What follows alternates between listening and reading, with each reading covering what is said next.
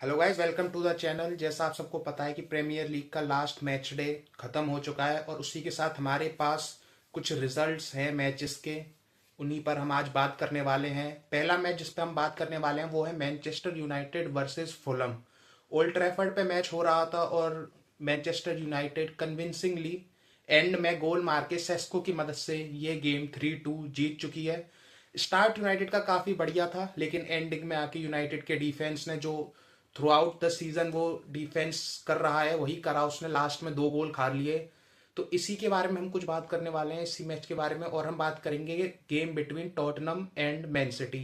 वो गेम भी 2-2 ड्रॉ रहा। तो इन दोनों मैचेस के बारे में हम बात करते हैं। शुरू करते हैं मैनचेस्टर यूनाइटेड वर्सेस फुलम। काफ़ी बढ़िया मैच था।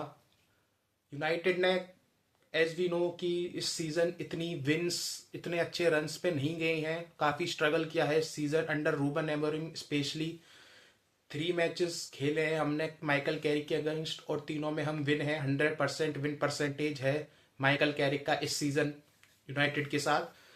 तो अगर मैं आपसे या किसी से पूछता 3 मैच डे पहले कि क्या हम मैन सिटी, आर्सेनल और फुलम को हरा पाएंगे, तो most of the United fans इस पे थोड़ा होते कि नहीं, हम नहीं हरा सकते, हम 9 पॉइंट्स इन 3 मैचों में नहीं ले सकते। लेकिन यूनाइटेड ने उनके फैंस और जो उनके राइवल फैंस हैं उनको भी दिखाया है कि यूनाइटेड क्या कर सकती है। वो टीम, मुझे लगता है कि माइकल कैरिक ने ज़्यादा चेंजेस नहीं करे हैं। मुझे लगता है कि उनको उनकी स्ट्रेंथ पर खिला रहे हैं माइकल कैरिक, जो हम रूबन एमोरिम के अंडर नहीं देख पा रहे थे। ब्रूनो फर्नांडिस को काफ़ी डीप खिलाया जा रहा था रूबन एमोरिम के द्वारा, लेकिन अब उन्हें वो फ्रीडम दी जा रही है, स्ट्राइकर के पीछे खेल रहे हैं, एम्बो एम्बो के पीछे, जो not a direct striker but a false nine kind of thing. तो उनको काफ़ी फ्रीडम दी जा रही है।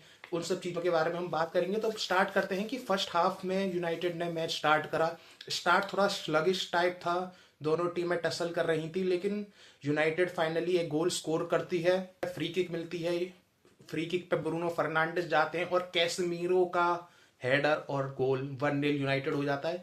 कैसमीरो, मुझे लगता है कि काफ़ी अच्छे तरीके से वो लीडर ऑफ द टीम की तरह पिटेन कर रहे हैं। जब भी क्लच मूवमेंट्स में आके वो गोल मार रहे हैं। आज की परफॉर्मेंस भी कैसमीरो की काफ़ी बढ़िया थी।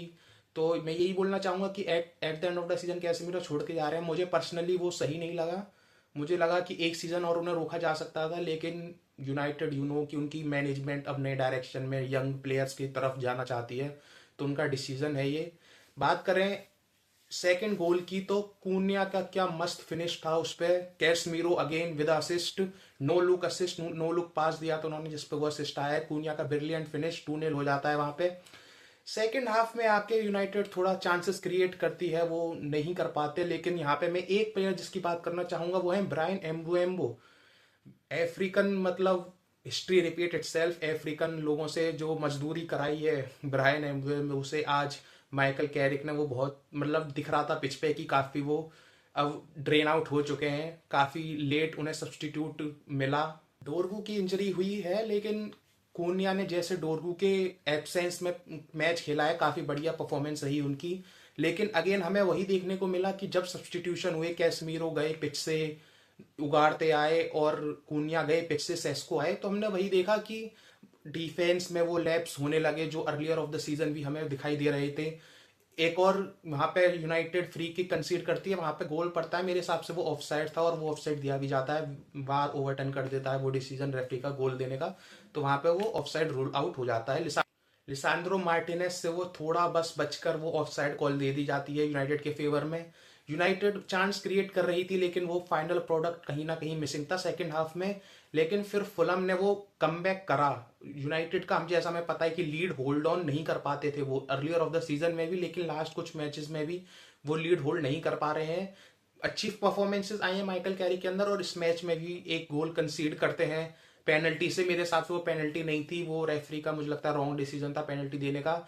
वो विल्सन पहले ही बॉल को स्ट्राइक कर चुके थे, शॉट ले चुके थे। बाद में हैरी मैग्वायर का उन पे वो होता है टैकल, जो कि मेरे हिसाब से काफी, मतलब डाउटफुल पेनल्टी नहीं थी, वो काफी सॉफ्ट पेनल्टी दी गई। हिमेनेज पेनल्टी लेते हैं, काफी बढ़िया पेनल्टी फिनिश करते हैं वो। लेकिन एज यू नो कि थोड़ा वो टेंशन दिखाई देने लग जाती है यूनाइटेड की डिफेंस में, वो कंट्रोल थोड़ा जाने लगता है। फिर केविन आते हैं फुलहम के लिए, फिर peach of the goal, outside of the box curling करके वो गोल मार देते हैं। थोड़ा बेटर कर सकते थे उगाड़ते उस प्ले में, लेकिन कोई बात नहीं, वो काफी वंडरफुल गोल था। तो लेकिन उसके बाद जो हुआ, जो ब्रूनो फर्नांडिस और बेंजामिन सेस्को ने कंबाइन करके जो गोल मारा है, वो देख के काफी अच्छा लगा as a United fan. Bruno Fernandes की मैं बात करना चाहूंगा, 12 असिस्ट हो चुके हैं उनके प्रीमियर लीग में, और 20 असिस्ट का रिकॉर्ड जो है प्रीमियर लीग का ऑल टाइम हाईएस्ट, वो थ्योरी ऑनरी और केविन डे ब्रूने का वो हो सकता है। ब्रूनो फर्नांडिस सीजन में तोड़ सकते हैं। और यही आपको थोड़ा कॉन्टेक्स्ट लाना जरूरी है कि ब्रूनो फर्नांडिस माइकल कैरिक से पहले रूबन एमोरिम के अंडर काफी पीछे डीप लाइन में खेलते थे, डीप मिडफील्ड में खेलते थे, लेकिन वहां से भी उनके इतने अच्छे नंबर्स आ रहे हैं। तो ब्रूनो फर्नांडिस मुझे लगता है इस टाइम पे best player in the premier league है, और one of the best midfielder in the world भी आप उन्हें कह सकते हैं। आगे बढ़ते हैं, जो सेस्को ने गोल मारा, एक चांस उससे पहले उन्हें मिला था, जो फर्स्ट टच पे वो सब्स्टिट्यूट होकर आए थे, उसी पे गोल मार सकते थे, लेकिन वहां पे काफी अनलकी रहे। बेंजामिन सेस्को ने फिर 90+4 मिनट पे गोल मार के यूनाइटेड को जीत दिलाई। काफी अच्छा गोल था, काफी अच्छा फिनिश, और मुझे काफी खुशी हुई ये देख के कि 3 विन इन अ रो है और यहां से इंप्रूव करना है। अगला मैच टॉटनम के अगेंस्ट है, तो देखना होगा कि यूनाइटेड वहां पे कैसा परफॉर्म करती है, लेकिन मोमेंटम को मुझे लगता है यूनाइटेड यूज करेगी। मोमेंटम राइड करना पड़ेगा, जो 3 विन इन अ रो लाए हैं वो, और टॉटनम के अगेंस्ट होम पर वो मुझे लगता है कि गेम निकाल सकते हैं, और निकालना भी चाहिए।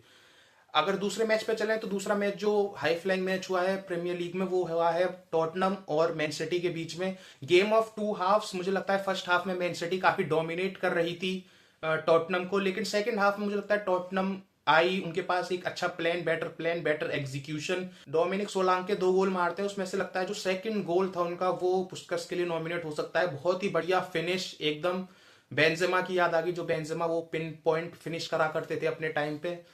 गेम की बात करें तो फर्स्ट हाफ में मुझे लगता है कि चर्की का गोल जो था उसमें थोड़ा मुझे लगता है बेटर कर सकते थे। विकारियो, एसविनो विकारियो काफी अच्छे शॉट स्टॉपर हैं, लेकिन अब कुछ लास्ट परफॉर्मेंस उनकी वो अच्छी नहीं आ रही है। टॉटनम फैंस जिनसे मेरी बात हो रही है और ऑनलाइन भी वो कह रहे हैं कि Vicario is not a good player anymore, जो वो 1 साल पहले हुआ करते थे। टॉटनम फैंस खुश नहीं है थॉमस फ्रैंक से, प्रेशर काफी बढ़ता जा रहा था थॉमस फ्रैंक पे इन पास्ट फ्यू डेज। उनका जो रिजिड प्लेइंग स्टाइल है, वो फ्लूइडिटी नहीं है उनके सिस्टम में, तो टॉटनम फैंस काफी कॉल आउट कर रहे थे ऑन सोशल मीडिया ऑल्सो कि उनको सैक कर देना चाहिए। 15 थी टॉटनम ये गेम स्टार्ट होने से पहले। अगर आप मेरा ओपिनियन लें तो मुझे लगता है कि थॉमस फ्रैंक को काफी इंजरीज फेस करनी पड़ी है इन देयर स्क्वाड। और अगर आप आज भी टॉटनम की बेंच को देखेंगे, जो आज मैच हुआ है मैन सिटी के अगेंस्ट, उस पर भी आप देखेंगे कि उनके बेंच पर कोई अच्छे प्लेयर नहीं थे। अंडर 21 के ज्यादा प्लेयर थे, more of the players are out. Christian Romero को भी हाफ टाइम पे सब्स्टिट्यूट कर दिया गया है, और जो न्यूज आ रही है उसके हिसाब से उनको एक नॉक है, इंजरी उनको हो सकती है, इसके लिए कंसर्न है उनको, इसलिए उन्हें हाफ टाइम पे सब्स्टिट्यूट कर दिया गया है। डोमिनिक सोलांकी का भी जब सब्स्टिट्यूशन हुआ तो वो भी लिम्प करके जा रहे थे। तो थॉमस फ्रैंक को मुझे लगता है काफी अनफॉर्चुनेट रहे हैं वो इंजरीज के साथ, लेकिन जो 15 रैंक है वो नहीं होनी चाहिए। मुझे लगता है वो 7-8 अगर मिड टेबल भी होते तो एक बार को हम उन्हें टाइम दिया जा सकता था, लेकिन 15 आई डोंट थिंक कि इतना भी बुरा स्क्वाड है टॉटनम का कि आप 15 आए। अगर हम प्लेयर्स परफॉर्मेंस की बात करें तो टॉटनम के लिए मुझे लगता है डोमिनिक सोलांके और जावी सिमोंस का काफी बढ़िया परफॉर्मेंस था। जावी सिमंस जो हमें पहले पीएसजी और आरपी लाइप्जिग में दिखे थे, वही उन्हीं का फॉर्म दिख रहा था। काफी स्पेसेस दे रही थी मैन सिटी उनको, और उनका वो कैपिटलाइजेशन भी कर रहे थे। अगर हम बात करें टॉटनम की, तो मुझे लगता था कि एंड में अगर वो हाफ चांसेस को और बेटर लेते तो मैच जीत सकते थे। लेकिन अगर वहीं हम मैन सिटी से कुछ परफॉर्मेंस की बात करें तो हार्लैंड मुझे लगता है काफी कहीं दिखाई नहीं दिए मुझे, वो काफी रफ गेम था उनका। ट्राई कर रहे थे फिजिकली कि बॉल जीते, बॉल होल्ड अप कर पाए वो, लेकिन टॉटनम काफी अच्छा उनको शील्ड कर रही थी। तो यही कुछ मैचेस हुए हैं। आप बताइए आपकी क्या ओपिनियन है इन दोनों मैचेस को लेकर। अगर आप चैनल पे नए हैं तो वीडियो को लाइक और चैनल को सब्सक्राइब कर दीजिएगा। मिलते हैं अगले वीडियो में, तब तक के लिए सी यू।